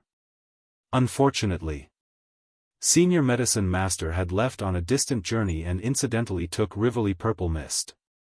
Other than looking for Medicine Master's help, there were 2 sword talismans on Song Shuhang. Once it was put to use, it was sufficient to deal with a second-stage cultivator. However, the silly uncle wasn't Altar Master, thus Song Shuhang did not have any intentions to kill him. Perhaps I'll casually look for a ward and hide? This won't do. What if that uncle simply guard the entrance downstairs? He couldn't possibly stay in the hospital eternally. Also, who knows if that uncle had any comrades, thus hiding in a ward would cause them to be caught easily. Forget it, I'll rush out of the hospital and afterwards, it'll be better to find a hiding place. If possible, I must contact Su Clan's Senior 7, he should be near Zhongyang district. Song Shuhang thought. Just then, the lady who might possibly be Su Clan 16 spoke in a clear voice. I didn't think that there'd really be someone who tries to be on good terms with everyone and who likes to meddle in other people's business in this world. Previously, he didn't hear her clearly through the wall, but why did the voice of the girl in Shuhang's embrace sound so familiar? Song Shuhang lowered his head and looked at her. Short-haired, with a face that was pretty even without any makeup on and a petite build, she didn't look old. This was a cute and beautiful girl. Eh? Song Shuhang, who was running, couldn't help but release sounds of surprise. This lady was the one he met twice. She was trapped by delinquents both times, but had off-the-charts fighting power. It's you? Song Shuhang recognized her. After thinking, he tried to probe her and asked. This time, did I unnecessarily meddle in your affairs? This girl's fighting strength was formidable. Perhaps she might be deliberately acting weak so that she could punch that silly uncle when he got close? Humph, the short-haired girl turned around like a prideful rooster. But shortly after, she used a feeble voice and said, "This time, thanks." She had just been injected with a drug and had no power all over her body. If that uncle wanted to attack her, she had no capability to resist.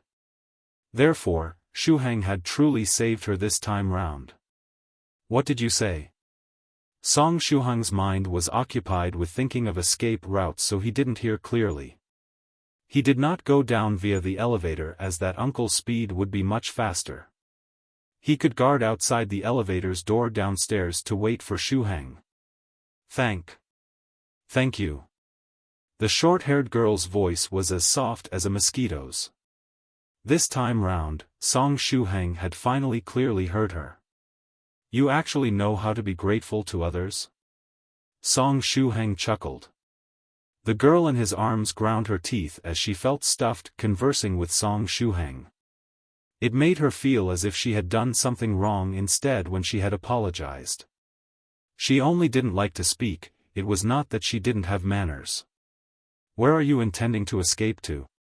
"The places we can escape to are too far, we can only take one step at a time for now," Song Shuhang answered.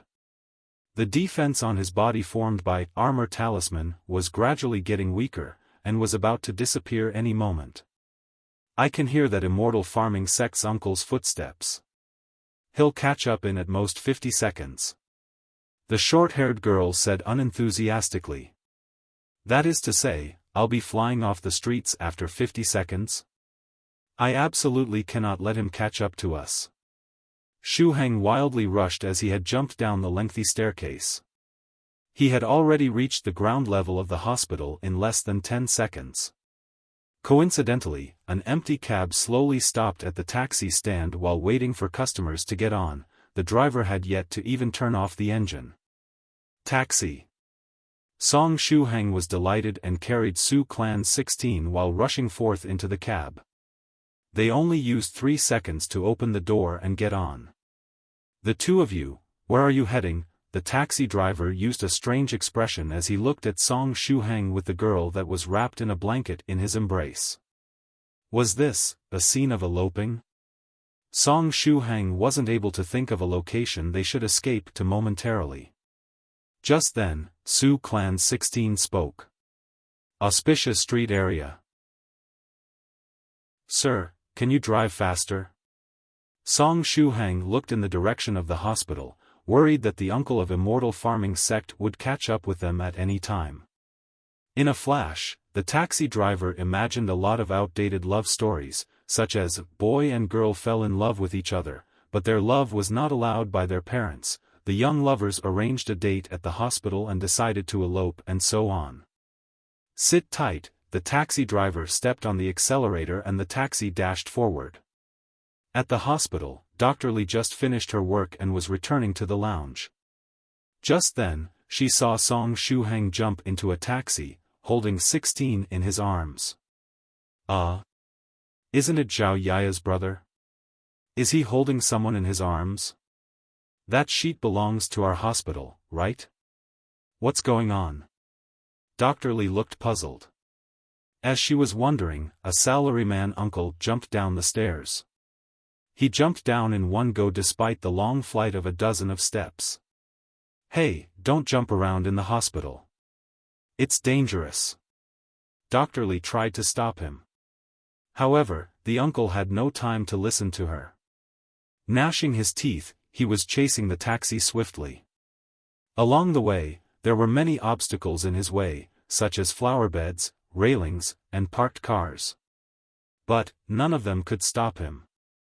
He was like a parkour expert, running and jumping, moving forward in a straight line.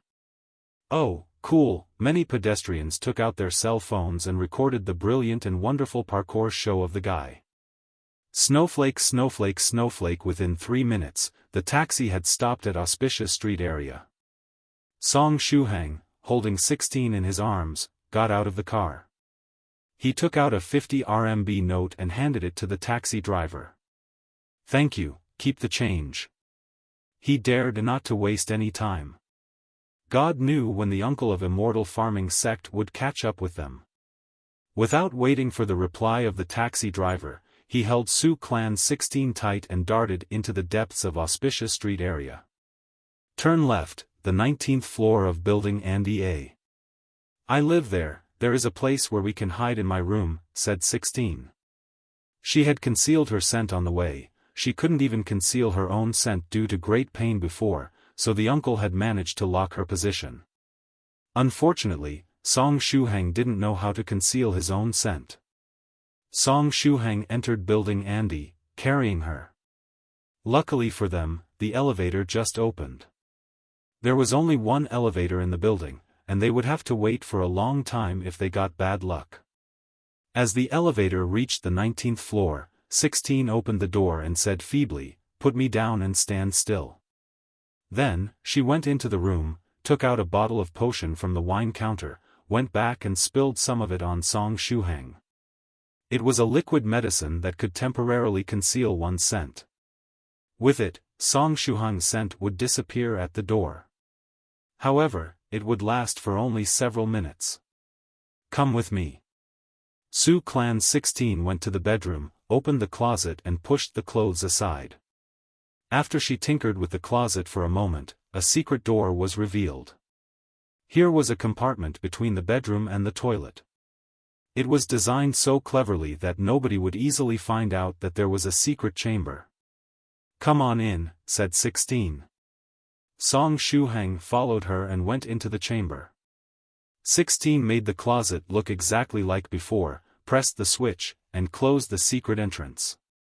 Then, she took a small scroll from the chamber, unfolded it and pasted it onto the door. There was a formation on the scroll that could mask any smell and sound, and thus created a perfect hiding place. It seemed that Su Clan 16 had been well prepared. Song Shuhang asked doubtfully, "Did you already know that uncle was looking for you?" 16 shook her head and said, "As a big clan, we have a large fortune as well as a lot of enemies. This secret chamber was designed for contingencies. It used to be a warehouse of the previous owner. I just changed it a little bit." Song Shuhang nodded. It seemed that being a member of a large cultivation clan was not easy. The chamber was not large, and the two could hear each other breathing when they were sitting face to face in it. "Will the uncle find us here?" asked Song Shuhang, lowering his voice. "I concealed my scent midway, still, he'll find this place if he's not a fool." Su Clan 16 looked at Song Shuhang. As Song Shuhang did not conceal his own scent on the way, the uncle could still find them along with the smell of Song Shuhang even if he had lost Su Clan 16's scent. So, here came the question, was the uncle really a fool? Snowflake, snowflake, snowflake. The answer was that he might be silly, but he was not a fool. He successfully found building Andy A, tracing the scent of Song Shuhang. "Here it is, there is the smell of the swindler," the uncle sneered. As a cultivator, his sense of smell was even keener than dogs, and he would never forget the smell of the swindler. He pushed open the door of the suite with force. Although the security door was strong enough to prevent theft, it was just like a piece of paper for cultivators. "You can't get away, you nasty swindler, and you too, Su Clan's Jr." The uncle rushed into the suite, his angry voice deafening. However, the suite was empty and there was no one inside it. The smell of the swindler disappeared at the door, he could still smell a special potion in the air. "Was I cheated again?" The uncle was furious. He started frantically searching the room, smashing things, pulling off the ceiling. He searched all the places where they could hide, but he still couldn't find them. "Damn, where have you gone to?" the uncle roared and rushed out of the suite, galloping on the way. "Snowflake, snowflake, snowflake." After hearing that it quieted down outside, Song Shuhang asked, "Has the uncle gone?" "It's not that easy. Now, I just wish he won't tear down the house." 16 shook her head. She took too few of her things with her when she escaped from Su Clan this time. As long as she carried several talismans, magical treasures, or some pills that could temporarily suppress her wounds, the uncle from Immortal farming sect would be no threat to her. As she had expected, before long, there came a slight sound from outside. The uncle of Immortal farming sect had come back. Though he was silly, he still knew how to try to outsmart them. Damn, did they really escape, the uncle muttered. Snowflake, snowflake, snowflake. After a long time, it quieted down outside again, without any special sounds. Has the uncle left again? Shuhang asked. He dared not to use his mental energy for detection as he was afraid that the uncle might sense it. 16 shook her head. She had the means to monitor the situation outside the chamber. The man from Immortal farming sect is now in the living room, waiting for a windfall. So what should we do now? Wait for the uncle to leave? Shuhang smiled bitterly. It would be best if he left. But, if he keeps staying here, let's wait until the evening when my wounds can be temporarily suppressed, and then I will be able to drive him away with a single palm, 16 said calmly. God, how could I forget that the girl is a genius not inferior to Soft Feather? She has already experienced the Thunder Tribulation for third stage acquired realm despite her young age. According to the classification of some ancient cultivation sects, first stage realm was called Body Tempering, second stage to fourth stage realm was called Chi Tempering, and fifth stage realm was called Golden Core Great Way. The girl had already reached the final stage of Chi Tempering, and was going to reach the peak of Chi Tempering. She was literally a great master who was going to condense a golden core. As long as she could temporarily suppress the wound from the heavenly tribulation, taking care of that uncle would be as easy as playing a game for her. Anyway, for the time being, both parties were waiting for the right time. Getting bored, Shuhang began to exercise true self-meditation scripture and tempered his mental energy. Snowflake, snowflake, snowflake. Time flew, and it was noon soon. Shuhang's stomach began to rumble. He just started cultivating, and his body needed a lot of chi and blood for cultivation. So, he ate like a horse and got hungry soon. Is there anything to eat? Shuhang asked. Since it was a secret chamber, the owner should have prepared some food here. I can fast. 16 slightly raised her eyes and said coolly. Then how about me, girl? I cannot fast yet.